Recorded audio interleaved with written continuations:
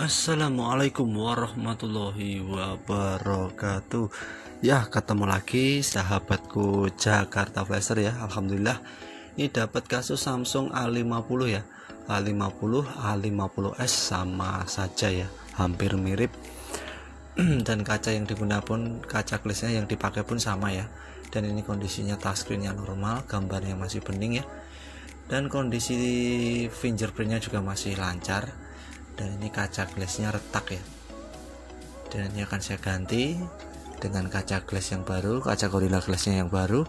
Ini solusinya ya lur, kalau teman-teman masih pengen pakai fingerprintnya yang di tengah. Untuk tipe A50, A50s ini ada fingerprint ya, di tengah-tengah layarnya ini ada fingerprintnya. Jadi kalau teman-teman pengen pakai fingerprint lagi, harus ganti kaca glassnya ya.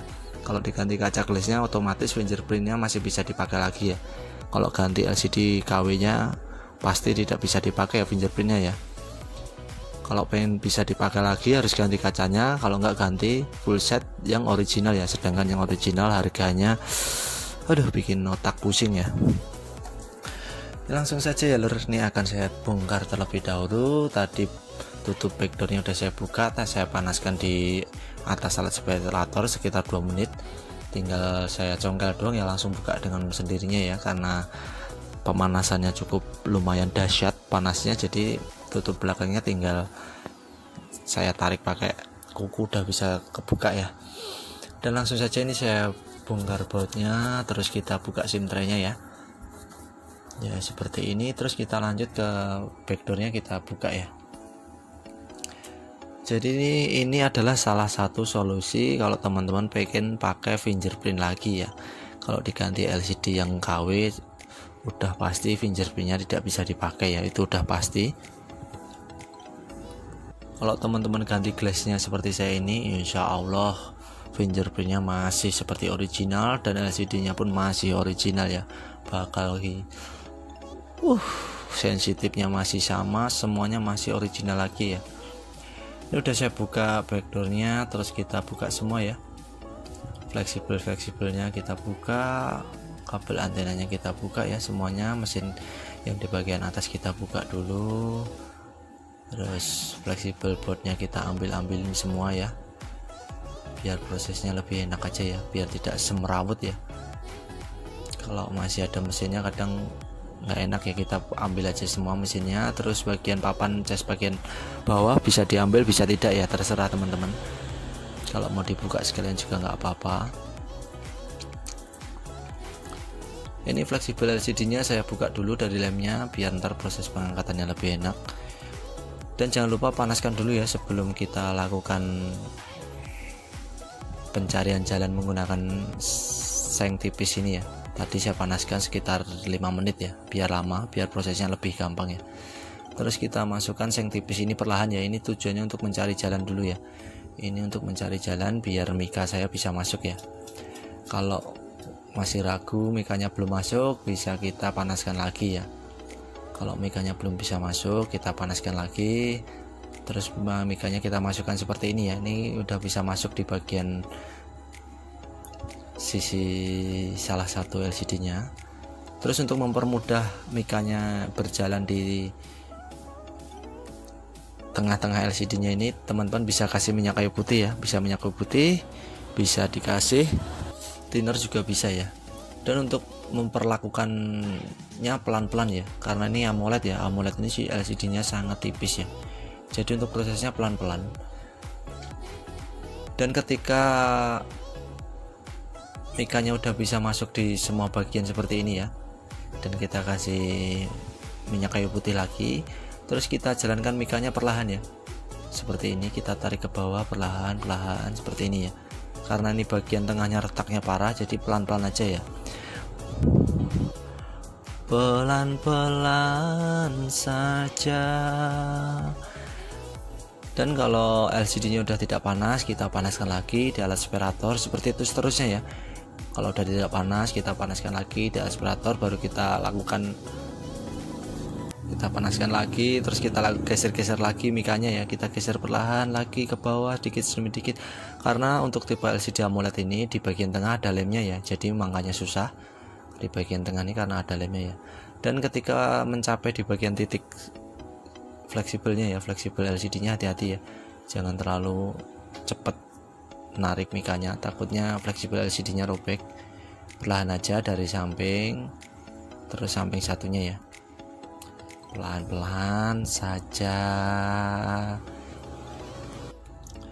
Dan ketika di bagian terakhir, kalau kuat kita tarik ya, kalau tidak jangan dipaksa seperti saya ini ya, ntar bisa pecah ya, LCD-nya bisa ngeblank kan. Pelan-pelan lor. Kita pakai mika lagi lor, yang santai aja lor.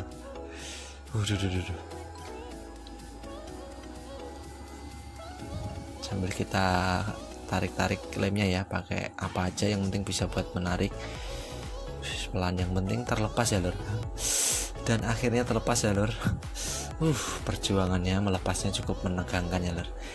Kita tes ya lor, sebelum kita lakukan pemisahan kaca glassnya dari LCD, kita tes terlebih dahulu lor, apakah LCD-nya masih hidup. Alhamdulillah ya, Galaxy A50 lor, alhamdulillah lor. Mantap.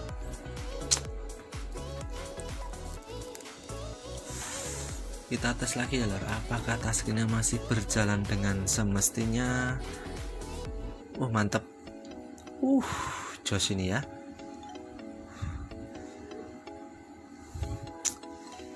Ini handphonenya agak lemot ya, banyak aplikasinya, biasanya seperti ini ya. Dan ini touchscreen-nya saya coba masih lancar. Langsung saja ya ke tahap step berikutnya, kita akan pisahkan kaca glassnya yang pecah dari LCD AMOLED-nya ya. Kita buka lagi fleksibelnya ya, kita buang lagi, baru kita akan pisahkan di alat separator ya. Dan ini udah saya taruh di aspirator, tinggal kita tarik menggunakan kawat bajanya ya. Kawat bajanya ini ukuran 0,5 apa 0,6 apa 0,8 ya. Saya biasanya menggunakan yang kecil ya, karena kalau yang 8 kalau salah-salah memakainya bisa polarisnya bisa keangkat ya. Makanya usahakan pakai yang tipis ya, yang 0,05 kalau nggak 0,06 mili ya. Tinggal kita tarik perlahan seperti ini sampai LCD-nya terpisah dari kacanya ya. Pelan-pelan saja, yang penting semuanya lancar ya. Pokoknya ilmunya ilmu sabar, udah saya bilang dari video ke video, untuk pemisahan kaca cuma menggunakan ilmu sabar ya. Sejago-jagonya saya apa orang yang bisa misah kaca ya, kalau nggak punya rasa sabar tetap aja ya, banyak kan gagal ya. Makanya harus besar-besar kita punya ilmu sabar ya. Dan ketika udah terpisah seperti ini, tinggal kita pisahkan lem OK-nya seperti ini ya. Lem OK-nya tinggal kita pisahkan, dan ini kaca glassnya udah terpisah ya. Ini kaca glass yang pecah, tinggal kita tarik-tarik seperti ini ya. Untuk lem OK-nya kita tarik perlahan seperti ini. Tarik-tarik semua sampai semuanya hilang ya. Lem OK-nya ini benar-benar hilang semua. Kita tarik pakai jari kita, terus kita panaskan lagi. Kalau udah dingin baru kita tarik-tarik lagi ya. Seterusnya seperti itu ya.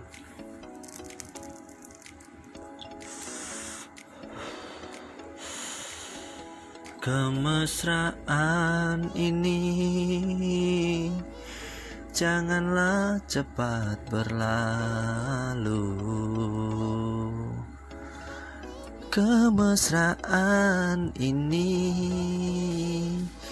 ingin ku kenang selalu. Hatiku damai, jiwaku tentram di sampingmu. Hatiku damai, jiwaku tentram bersamamu. Dan ini udah hampir habis ya lem OK-nya. Saya tarik-tarik, tinggal sedikit ya, kita tarik lagi menggunakan jempol kita ya, sampai benar-benar hilang semuanya ya.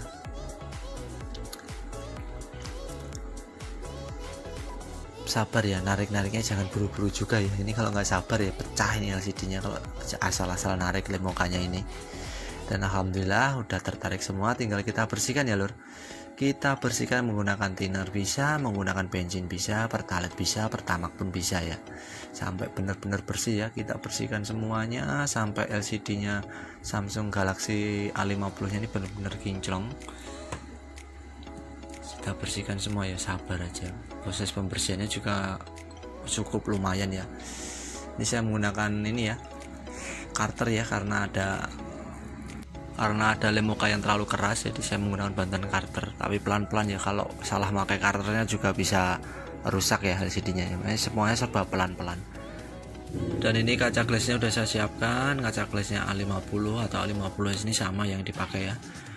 Dan tinggal kita taruh lem mukanya ya. Lem mukanya kita presisikan. Ini lem muka yang saya pakai ukuran 7 in ya, belum saya potong ya.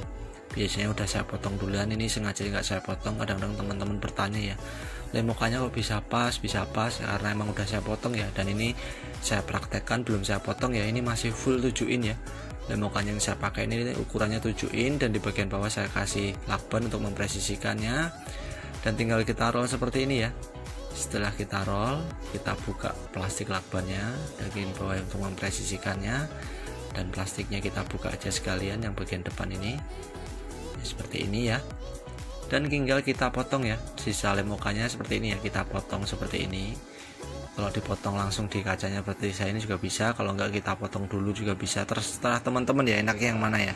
Karena pertanyaan-pertanyaan itu selalu menghantui saya ya, Mas tuh lem mukanya kok bisa pas, lem mukanya kok bisa sesuai ukuran. Sebenarnya sih nggak pas ya lem mukanya ya, saya potong ya.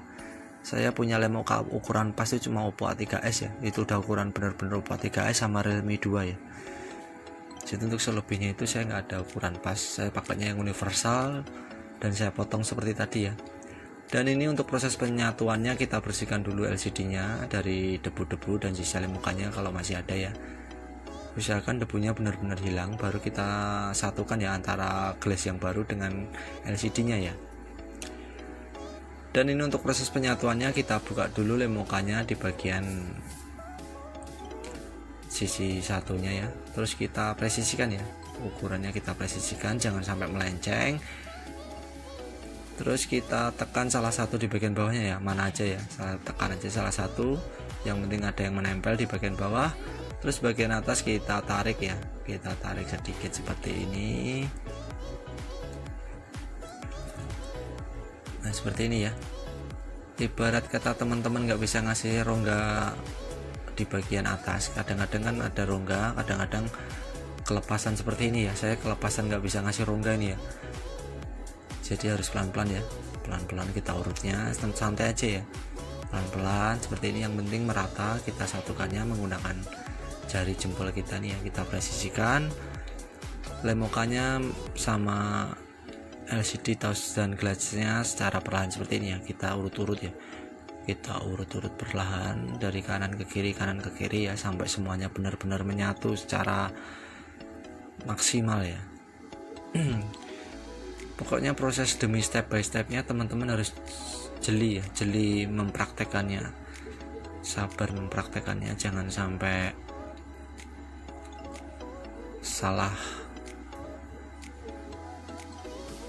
salah pokoknya ya. Pokoknya salah sedikit udahlah kelar ya, urusan beres saja kalau salah. Kalau salah sedikit langsung ganti LCD gitu aja ya. Dan ini prosesnya sedikit demi sedikit, dan ini udah mencapai bagian paling atas ya. Dan selanjutnya kita tinggal urut-urut terus ya sampai semuanya benar-benar menyatu di bagian atas ini ya, dekat poni ini perlahan aja, yang penting penyatuannya sempurna ya, biar terhindar dari gelembung ya. Kalau bagi teman-teman yang nggak punya bubble remover ya, kalau saya sih punya bubble remover ya, kalau ada gelembung tinggal saya kasih mesin bubble remover, gelembungnya otomatis akan menghilang ya. Alhamdulillah ya, udah saya satukan. Karena ini masih ada sedikit gelembung di bagian bawah sama atas ya, ini akan saya masukkan LCD nya di bubble remover ya. Dan ini bubble remover saya ya, ini suhunya 66, saya kasih di 60 ya, karena ini suhunya udah di 50 lebih. Ini saya kancing dulu tutupnya pakai ganjelan ya. Terus saya nyalakan kompresor saya, terus saya klik start ya, bubble remover udah berjalan ya. Ini tekanan PSI nya udah naik ya, ini tekanan PSI nya di bubble removernya sampai 120 ya, menggunakan kompresor. Dan kita tunggu proses pengeringannya ya, proses penyatuannya di alat bubble removernya ya. Dan alhamdulillah ya, ini setelah menunggu sekitar 5 menit, alhamdulillah LCD nya udah saya ambil, gelembungnya udah hilang semua ya. Saatnya kita tes. Sebelum saya mau merakit semuanya, sebelum saya rakit semuanya, ini saya tes terlebih dahulu ya, apakah semuanya berjalan dengan normal ya, fingerprint semua, touchscreen semuanya pokoknya ya, sebelum saya lem lagi LCD nya ke frame dan saya rakit ulang ya. Dan ini coba akan saya nyalakan dulu menggunakan pinset, dan alhamdulillah ya sudah menyala. Samsung Galaxy A50 nya tidak terjadi apa-apa ya, LCD nya masih normal mulus. Ini sekalian saya pasang ya panel sipil buat ngecasnya ini ya, buat ngecas buzzer dan handsfree ya. Dan alhamdulillah kerjaan saya udah selesai nih ya, jadi nota ya, alhamdulillah mantep ya, cuannya lumayan untuk penggantian Samsung ini ya. Sukses ya lur, tinggal kita rakit ulang. Ini kita tes aja dulu ya lur sebelum saya rakit. Dan alhamdulillah ya, kita tes nyala dulu ya. Ya alhamdulillah. Fingerprint saya tes ya, masih nyala hijau ya. Kalau masih nyala hijau seperti ini berarti fingerprintnya masih bisa dipakai ya lur, karena ini fingerprintnya bukan tangan saya jadi nggak bisa ya. Tapi saya tes, yang penting fingerprintnya udah nyala hijau seperti itu, dari fingerprintnya masih connect ya. Dan terima kasih, wabillahi taufiq wal hidayah, wassalamualaikum warahmatullahi wabarakatuh.